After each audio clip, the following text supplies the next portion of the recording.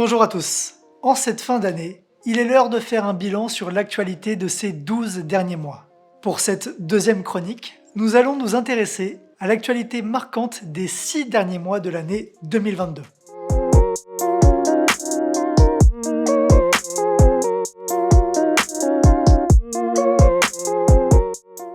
Dans la soirée du 28 juin, des actes de vandalisme ont eu lieu au cimetière juif Shaarey Zedek.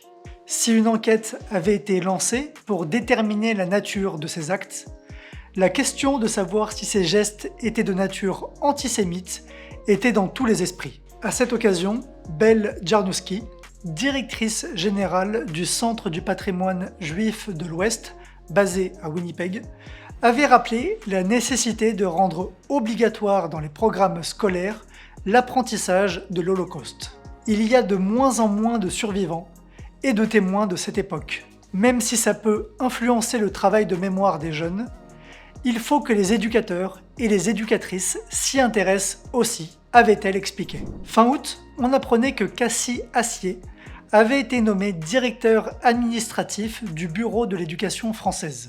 Le sujet, concernant le BEF, était d'ailleurs depuis longtemps un sujet polémique pour la francophonie manitobaine. Surtout depuis 2017, quand la province avait aboli le poste de sous-ministre adjoint en charge du BEF. Au mois de septembre, s'est terminée une tradition vieille de 45 ans. Le Gala du Homard a laissé sa place à un nouvel événement pour permettre de prélever des fonds au profit du théâtre Cercle Molière. C'est donc l'escapade et le dessert disco qui ont pris la place du gala. Ce nouvel événement mettait en avant l'art et la gastronomie.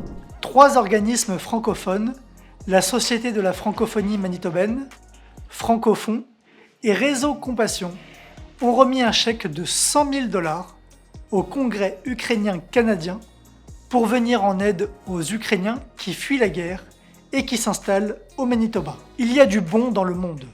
De nombreux pays, entreprises, organisations à but non lucratif et particuliers ont réagi et font tout leur possible pour aider l'Ukraine, avait alors dit Johanne Lewandowski, la présidente de la section manitobaine du Congrès ukrainien-canadien. Le célèbre architecte franco-manitobain Étienne Gaboury s'est éteint à l'âge de 92 ans. Il a laissé derrière lui un legs considérable dans le paysage manitobain.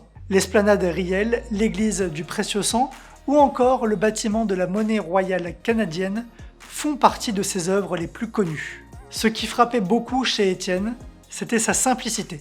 Il parlait avec tout le monde, s'intéressait à chacun, il mettait tout le monde à l'aise et voyait de l'intérêt dans toute personne d'où qu'elle vienne, disait Ibrahima Diallo, le beau-fils d'Étienne Gaboury. Enfin, Winnipeg a désormais un nouveau maire. Scott Gillingham est devenu le 44e maire de la ville. Avec 27,54% des votes, il a devancé Glenn Murray d'à peine 2 points.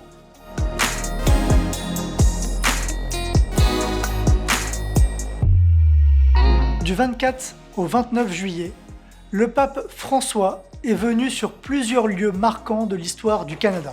Dès l'arrivée sur le sol canadien, le pape François a eu des mots forts attendus par les Premières Nations.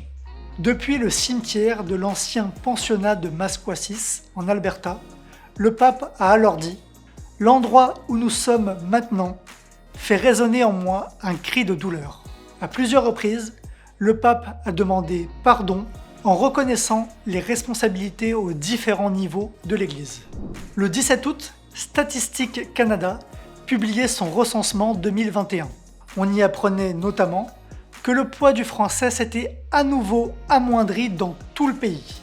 La proportion des Canadiens, incluant les Québécois, pour qui il s'agit de la première langue officielle parlée, a diminué, passant de 22,2% en 2016 à 21,4% en 2021. Fin novembre, une autre partie de ce recensement était dévoilée. Il était expliqué que 897 000 enfants de moins de 18 ans au 31 décembre 2020 étaient admissibles à l'instruction au primaire et au secondaire dans la langue officielle minoritaire.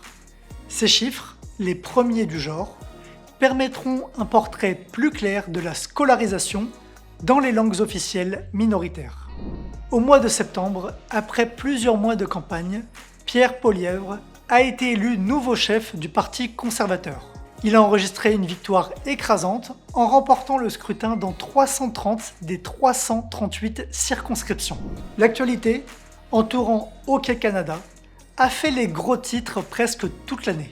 En effet, la Fédération canadienne de hockey est dans la tourmente depuis des révélations dans la presse, l'accusant d'avoir voulu cacher une affaire de viol collectif présumé impliquant 8 joueurs de l'équipe junior nationale de 2018.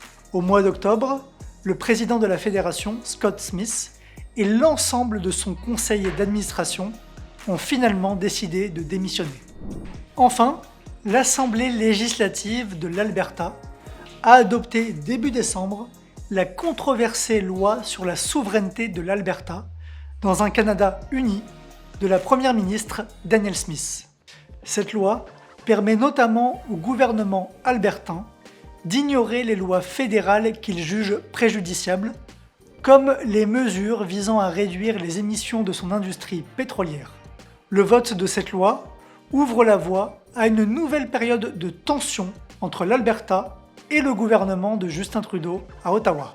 Ce n'est pas comme si Ottawa était un gouvernement national. Notre pays fonctionne comme une fédération de juridictions souveraines et indépendantes. Nous avons le droit d'exercer nos pouvoirs souverains dans nos propres domaines de compétences, avait alors déclaré la première ministre albertaine.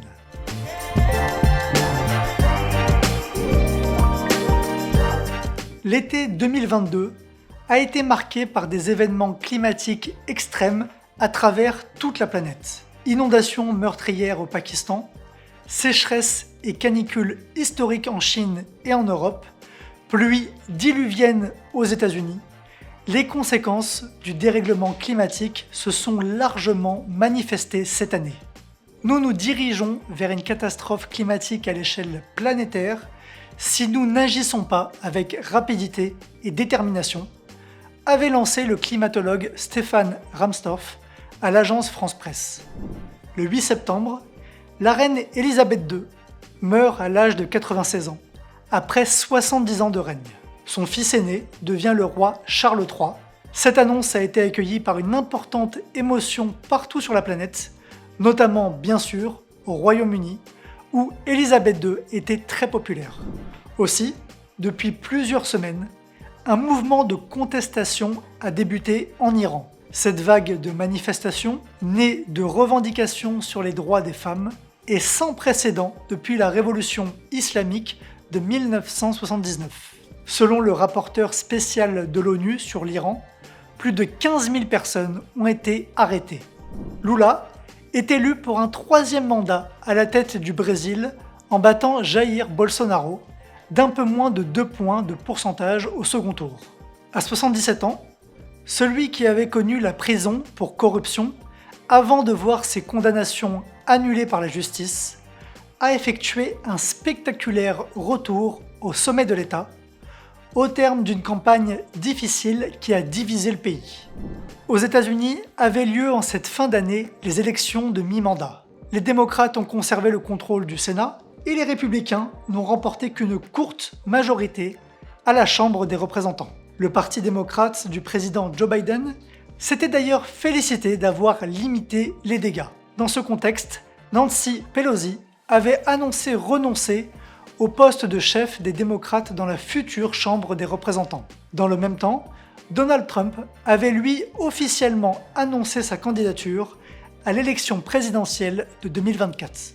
Voilà, vous savez maintenant toutes les informations essentielles des 6 derniers mois de l'année 2022.